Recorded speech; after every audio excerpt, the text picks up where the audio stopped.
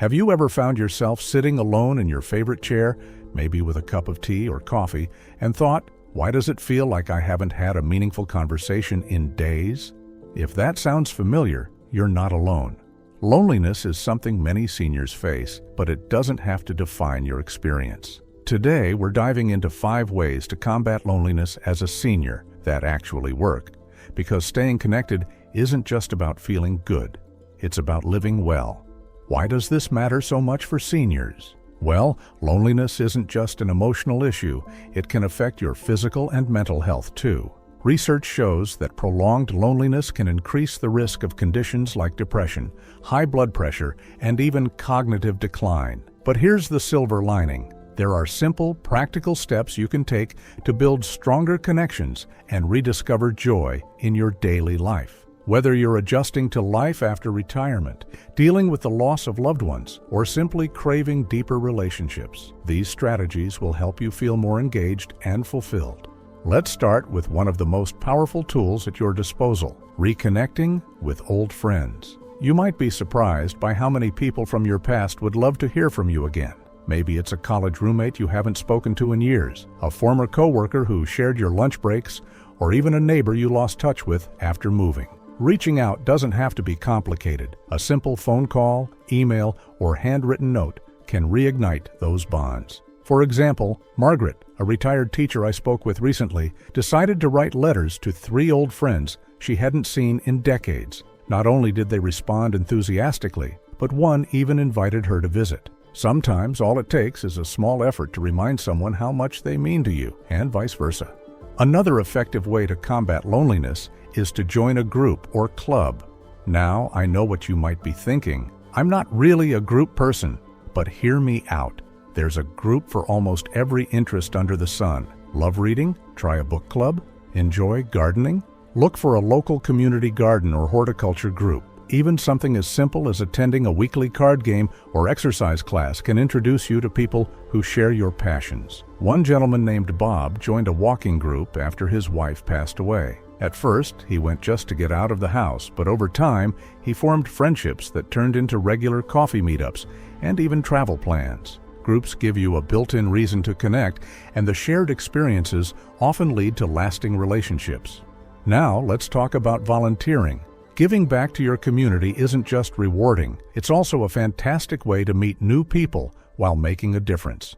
Whether it's helping at a food bank, mentoring young students, or organizing events at your local library, volunteering puts you in touch with others who care about similar causes. Plus, studies show that acts of kindness boost your mood and overall well-being. A woman named Susan told me how volunteering at an animal shelter gave her a renewed sense of purpose after retiring. She said the dogs were great company, but the other volunteers became her second family. It's proof that helping others can help you too. Now that we've covered reconnecting with old friends, joining groups, and volunteering, let's dive into 2 more impactful ways to combat loneliness: embracing technology to stay connected and finding creative outlets that bring you joy. These strategies are all about using modern tools and personal passions to build bridges with others and with yourself. Before we dive in, if you find this helpful, don't forget to hit that like button and subscribe to the channel. That way, you'll never miss out on more tips to make life a little easier and safer. Let's start with technology. If the idea of using a smartphone or computer feels overwhelming, you're not alone. Many seniors worry that technology is too complicated or impersonal. But here's the thing: when used thoughtfully, technology can be a lifeline to staying connected with loved ones and meeting new people. For example, video calls through apps like Zoom, FaceTime, or WhatsApp allow you to see and hear family members or friends in real time, no matter where they live. Imagine sharing a laugh with your grandkids over a virtual game night or catching up with an old friend over a digital coffee chat. It's not quite the same as being there in person, but it's a close second. And it's not just about staying in touch with people you already know. Online communities centered around shared interests, like gardening forums, cooking blogs, or even Facebook groups for retirees, can help you connect with others who share your passions. One woman I spoke with, Helen, joined an online knitting group after moving to a new city. At first, she was hesitant, but she quickly found herself chatting with fellow knitters from around the world. They exchanged tips, celebrated each other's creations, and even organized virtual stitch-alongs. Technology doesn't replace face-to-face interaction, but it opens doors you might not have known existed. Research supports this approach too. According to a study published in the Journals of Gerontology, seniors who use technology to maintain social connections report lower levels of loneliness and higher overall life satisfaction. The key is starting small. Ask a tech-savvy friend or family member to show you the basics, or look for senior-friendly tutorials online. Before you know it, you'll feel confident navigating these tools and reaping their benefits. Next, let's talk about finding creative outlets. When was the last time you did something just for the sheer joy of it? Whether it's painting, writing, playing music, or trying your hand at pottery, creative activities can be incredibly fulfilling, and they often lead to unexpected connections. For instance, taking an art class at a local community center not only gives you a chance to express yourself, but also introduces you to others who share your curiosity and enthusiasm. Even working on a solo project like journaling or crafting can spark conversations when you share your creations with others. Take James, a retired engineer who picked up watercolor painting after decades away from any artistic pursuits. He started attending weekly art sessions at a nearby studio where he met a group of fellow beginners. Over time, they formed a tight-knit circle that supported one another's growth and celebrated milestones together. Creative hobbies like these remind us that learning doesn't stop when we age. They keep our minds sharp and our hearts full. Creative outlets also offer a unique way to process emotions and reflect on life experiences. Writing in a journal, for example, can help you organize your thoughts and even uncover stories worth sharing with others. Or consider starting a blog or YouTube channel to document your journey. You might inspire someone else while building a sense of purpose. The possibilities are endless, and the best part is that creativity looks different for everyone. Find what excites you and let it guide you toward connection. As we transition to the final tip, we'll explore how embracing gratitude and mindfulness can transform your perspective and deepen your relationships. Each strategy builds on the last, helping you create a richer, more connected life. So stay with me, we're almost there. Now, let's talk about the final tip in our guide to combating loneliness: practicing gratitude and mindfulness. While it might sound simple, this powerful practice can transform how you view your relationships and your life as a whole. Gratitude isn't just about saying thank you. It's about shifting your focus to the positive aspects of your day, no matter how small. And mindfulness helps you stay present, allowing you to fully engage with the people and moments that matter most. Think about it. When was the last time you paused to appreciate the little things? Maybe it was a kind word from a neighbor, a sunny afternoon spent in your garden, or even a phone call from an old friend.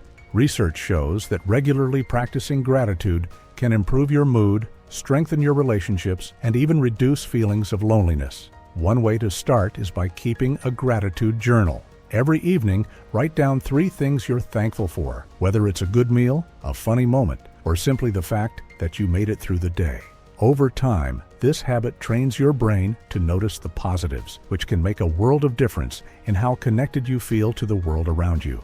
Mindfulness goes hand in hand with gratitude. It's about being fully present in the moment instead of letting your mind wander to worries or regrets. For example, the next time you're talking to someone, try focusing entirely on their words, tone, and expressions. Put away distractions like your phone or TV and really listen. Not only will they feel valued, but you'll likely find the conversation more meaningful too. Mindfulness practices like meditation or deep breathing exercises can also help calm anxious thoughts and create space for joy. Apps like Calm or Headspace offer guided sessions designed specifically for seniors, making it easy to get started. Let's take a moment to tie everything together.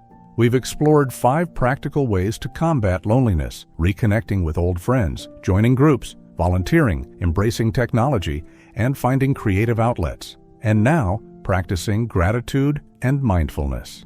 Each strategy offers unique benefits, but they all share one common goal: helping you build deeper connections and live a more fulfilling life. The beauty of these tips is that they're flexible. You don't have to do them all at once. Start with what feels right for you and trust that every step forward makes a difference.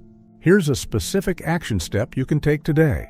Write down one thing you're grateful for and one person you'd like to reach out to. It could be sending a quick text, scheduling a video call, or even jotting a note to yourself about why that person matters to you. These small acts of intentionality can set the tone for a more connected, joyful life. Before we wrap up, I want to thank you for spending this time with me. Your courage to address loneliness and take steps toward connection is truly inspiring. If you found these tips helpful, please give the video a thumbs up, subscribe for more content designed to support seniors like you, and share your thoughts in the comments below. I'd love to hear which strategies resonate most with you. Together, we can build a community focused on thriving at every age. Remember, loneliness may knock on your door, but it doesn't have to stay. You have the power to open new doors to friendship, creativity, and gratitude, and step into a brighter chapter of life. Take care, and I'll see you in the next video. Until then, here's to living well and staying connected.